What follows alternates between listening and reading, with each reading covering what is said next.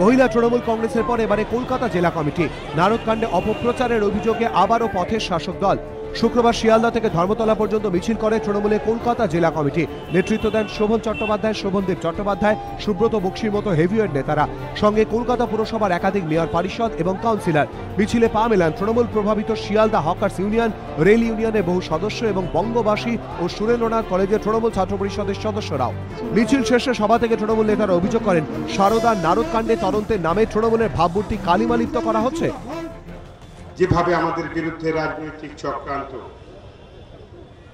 বারবার শুরু হয়েছে, আর তাকে মোকাবিলা করতে করতে আমরা মনে করি সেই বিচারালয়ের সামনে আমরা গেছি।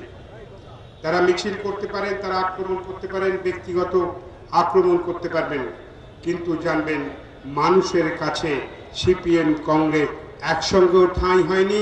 ভারতীয় জনতা পার্টি বাংলায় খুঁজে পাওয়া যাবে না। পাল্টা তৃণমূলকে কটাক্ষ ছড়ে দিয়েছেন কেন্দ্রীয় মন্ত্রী ও বিজেপি সাংসদ বাবুল সুপ্রিয়। মেয়র কেন নেমেছেন?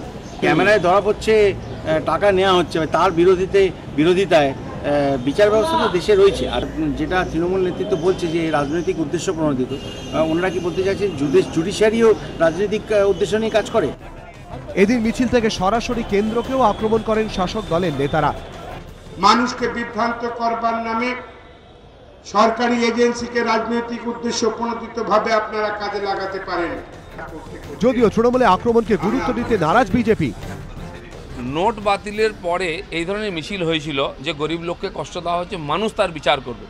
মাননীয় মুখ্যমন্ত্রী বিধানসভায় দাঁড়িয়ে আমাকে বলেছেন, দিলীপ বাবু আপনারা মানুষকে কষ্ট দিয়েছেন, যে 5টা রাজ্যের নির্বাচন হচ্ছে সব জায়গায় আপনারা হারবেন, রেজাল্ট আপনারা জানেন। এই যে আন্দোলন হচ্ছে এর রেজাল্টও তাই হবে যেটা ডিমনিটাইজেশনের বিরুদ্ধে 2 মাস ধরে হয়েছিল।